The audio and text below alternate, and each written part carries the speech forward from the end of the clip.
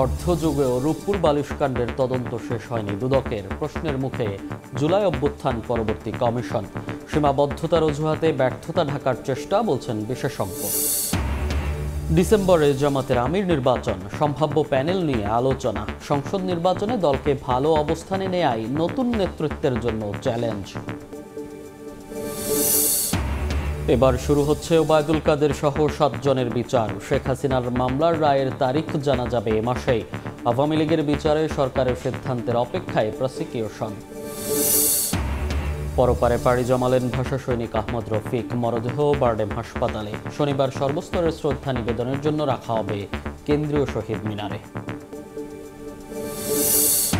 এবং ত্রাণবাহী নৌবহর ফ্লোটিলায় আক্রমণ, প্রায় সবগুলোই আটকে দিল ইসরায়েল। গাজার জলসীমায় প্রবেশে সতর্কতা।